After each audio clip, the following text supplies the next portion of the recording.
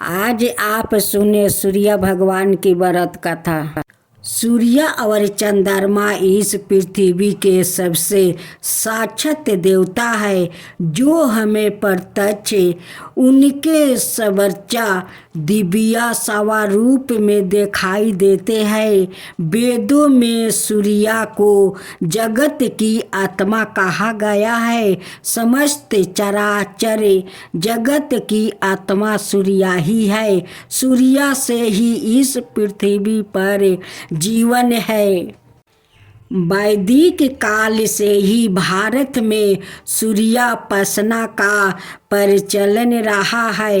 वेदों की चर्चाओं में अनेक स्थानों पर सूर्य देव की स्तुति की गई है।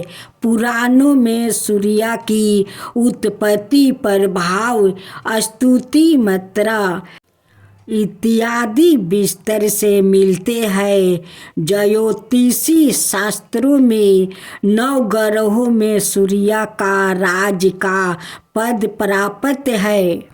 मार्कंडेय पुराण के अनुसार पहले यह संपूर्ण जगत प्रकाश रहित था। उस समय मलयानियों ब्रह्मा जी प्रकट हुए। उनके मुख से प्रथम शब्द ओम निकला जो सूर्य का तेज रूपी सूर्यक्षम रूप था। तत्पश्चात ब्रह्मा जी के 4 मुखों से 4 वेद प्रकट हुए जो ओम के तेज में एकाकार हो गए। यह वैदिक तेज ही आदित्य है जो विश्व का अविनाशी का कारण है। यह वेद स्वरूप सूर्य ही सृष्टि की उत्पत्ति पालन है, संसार के कारण है।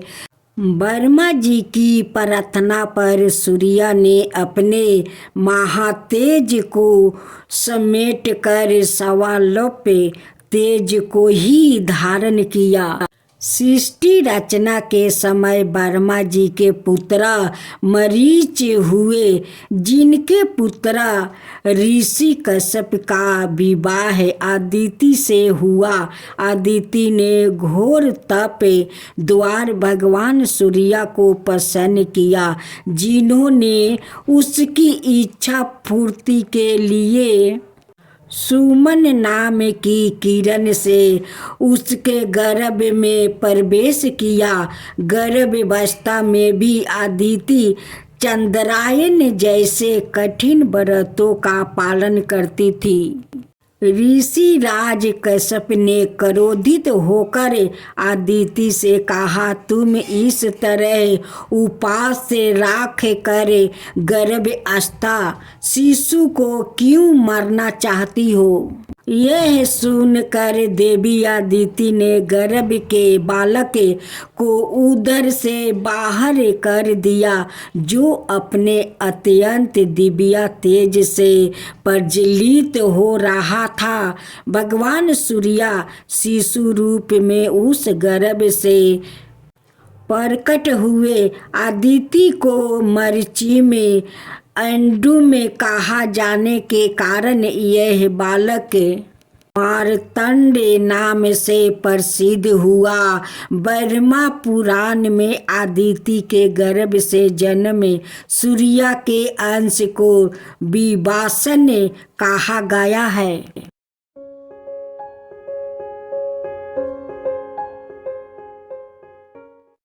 आज आप सुने जया एकादशी व्रत कथा। धर्म युधिष्ठिर बोले, हे भगवान, आपने माघ मास के कृष्णा पक्ष की षटतिला एकादशी का अत्यंत सुंदर वर्णन किया है। आप सवेरजे अंदाजे उर्दबीज और जाया अजय चारों प्रकार के जीवों के उत्पन्न पालन और नाश करने वाले हैं। अब आप कृपा करके माघ शुक्ला पक्ष एकादशी का वर्णन कीजिए।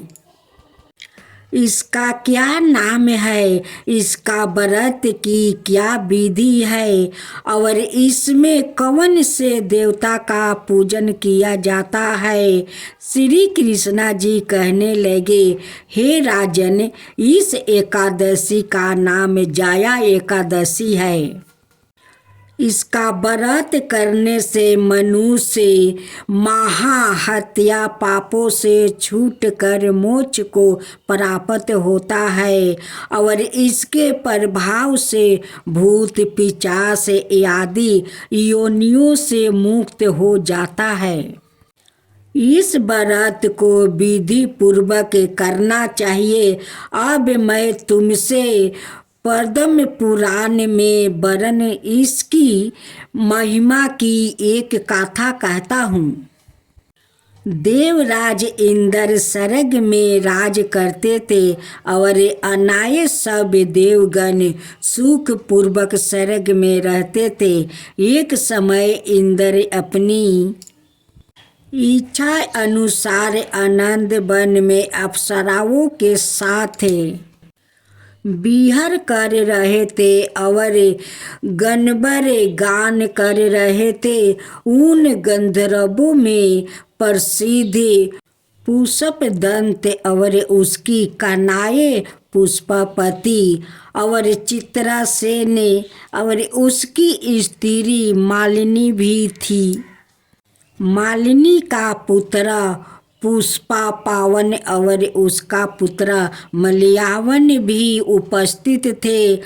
पुष्पापति गंधर्व कन्या मलयान वन को देखकर उस पर मोहित हो गई। मलाये वन पर काम बाण चलाने लगी।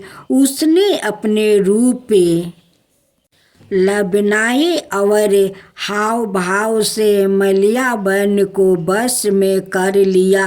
हे राजने, पुष्पापति भी अत्यंत सुंदर थी। अब वो इंद्र को प्रसन्न करने के लिए गान करने लगे, परंतु परस्पर मोहित हो जाने के कारण उनका चित्त भ्रमित हो गया था।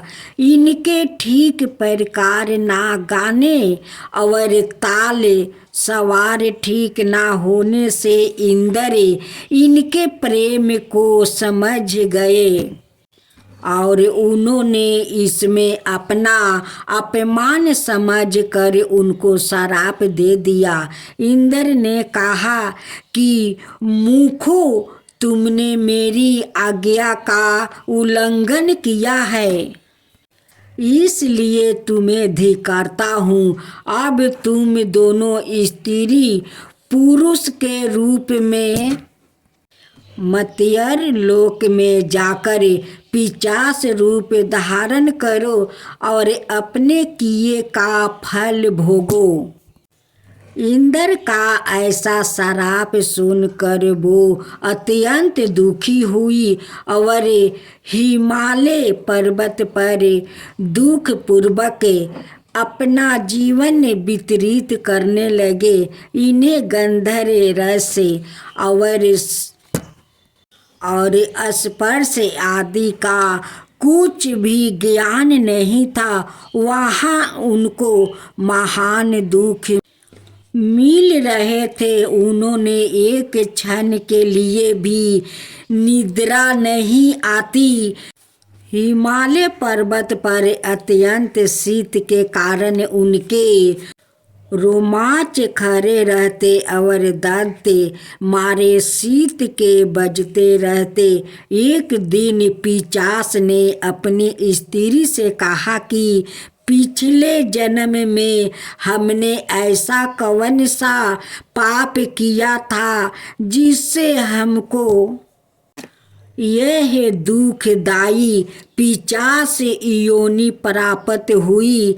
इस पिशाच योनि से तो नरक के दुख सहना ही उत्तम है। अतः हमें अब किसी प्रकार का पाप नहीं करना चाहिए। इस प्रकार विचार करते हुए वो अपने दिन व्यतीत कर रहे थे। देवो योग से सभी माघ मास में शुक्ल पक्ष की जाया नाम का एकादशी आई। उस दिन उन्होंने कुछ भी भोजन नहीं किया और ना कोई पाप कर्म ही किया। केवल फल फूल खाकर ही दिन व्यतीत किया और साये समय महान दुख से पीपल के वृक्ष के नीचे बैठ गए। उस समय सूर्य भगवान अस्त हो रहे थे।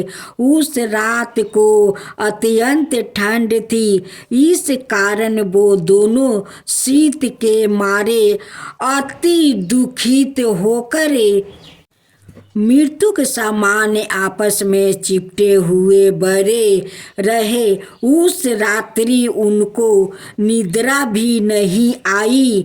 हे राजन, जाया एकादशी का उपासन और रात्रि के जागरण से दूसरे दिन प्रभावित होते ही उनकी पिशाच योनि छूट गई। अत्यंत सुंदर गंधर्व और अप्सराओं की देह धारण कर सुंदर वस्तुभूषणों से अलंकृत हो गई।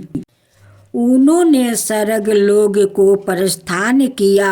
उस समय आकाश में देवता और गंधर्व उनकी स्तुति करते हुए पुष्प बरस करने लगे। स्वर्ग लोक में जाकर उन दोनों ने देवराज इंद्र को प्रणाम किया।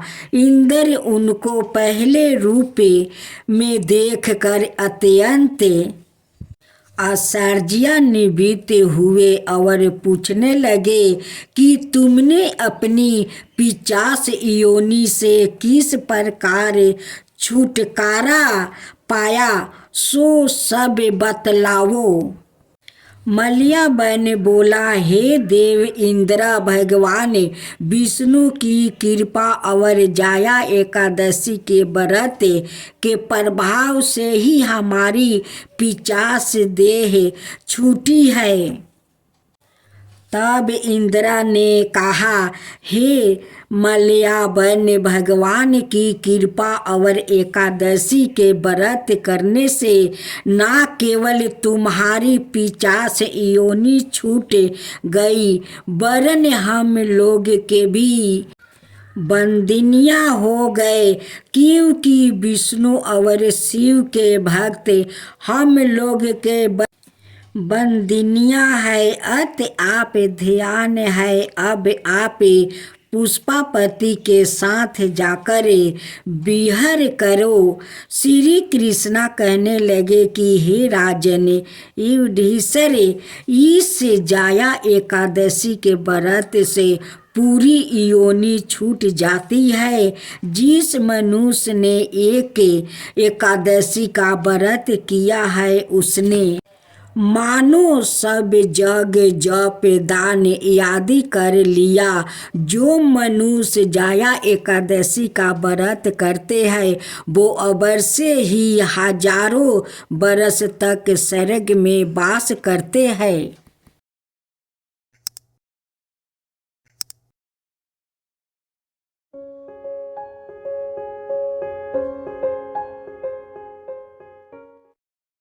ऋषि नगर में केशव दत्त ब्राह्मण अपनी पत्नी अंजलि के साथ रहता था। केशव दत्त के घर में धन संपत्ति की कोई कमी नहीं थी। नगर में सभी केशव दत्त का सम्मान करते थे, लेकिन केशव दत्त संतान नहीं होने से बहुत चिंतित रहता था। दोनों पति पत्नी प्रति मंगलवार को हनुमान जी के पूजा करते थे। विधिवत मंगलवार का व्रत करते हुए कई बरस बीत गए। ब्राह्मण बहुत निराश हो गया, लेकिन उस व्रत करना नहीं छोड़ा। कुछ दिनों के बाद केशव दत्त हनुमान जी की पूजा करने के लिए जंगल में चला गया। उसकी पत्नी अंजलि घर में रहकर मंगलवार का व्रत करने लगी। दोनों पति पत्नी पुत्र प्राप्ति के लिए मंगलवार का विधिवत व्रत करने लगे। अंजलि ने अगले मंगलवार को व्रत किया, लेकिन किसी कारण उस दिन अंजलि हनुमान जी को भोग नहीं लगा सकी और उस दिन वो सूर्यास्त के बाद भूखी ही सो गई।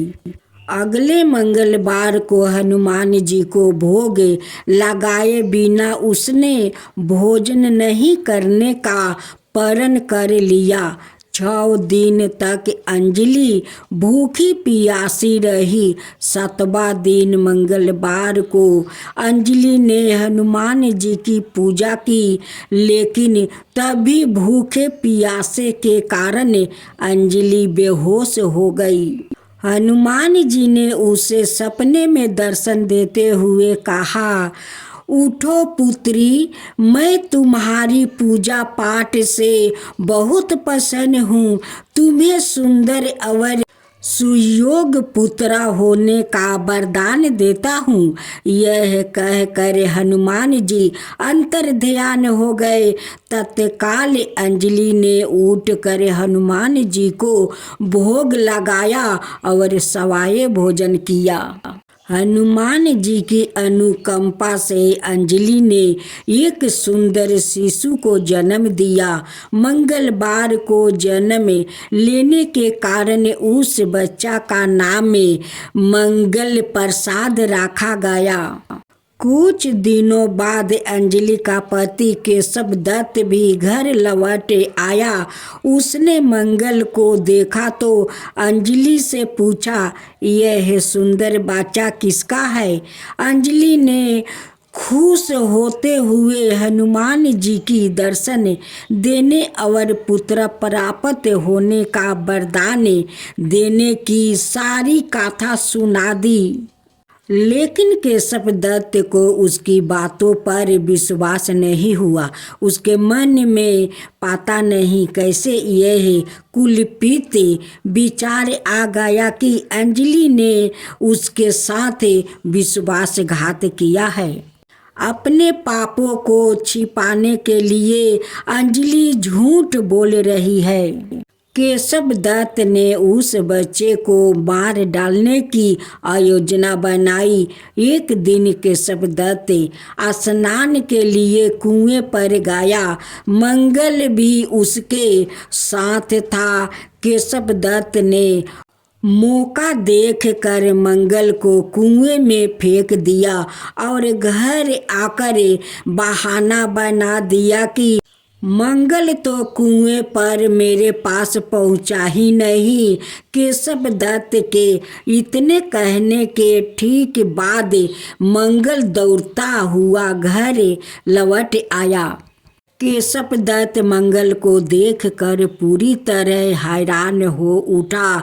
उसी रात हनुमान जी केशव दत्त को सपने में दर्शन देते हुए कहा, तुम दोनों के मंगलवार के व्रत करने से प्रसन्न होकर पुत्र जन्म का वर मैंने दिया।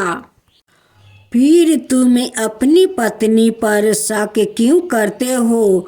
उसी समय केशव दत्त ने अंजलि को जगा कर उससे क्षमा मांगते हुए सपना में हनुमान जी के दर्शन देने की सारी कहानी सुनाई।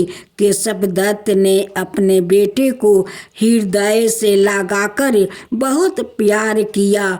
उस दिन के बाद सभी आनंद पूर्वक रहने लगे।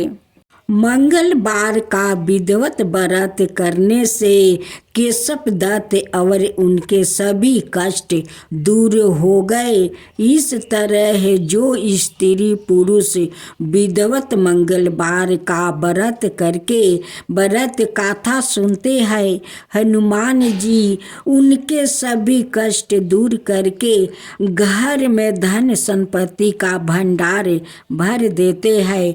शरीर के सभी रक्त विकार के रोग भी नष्ट हो जाते हैं।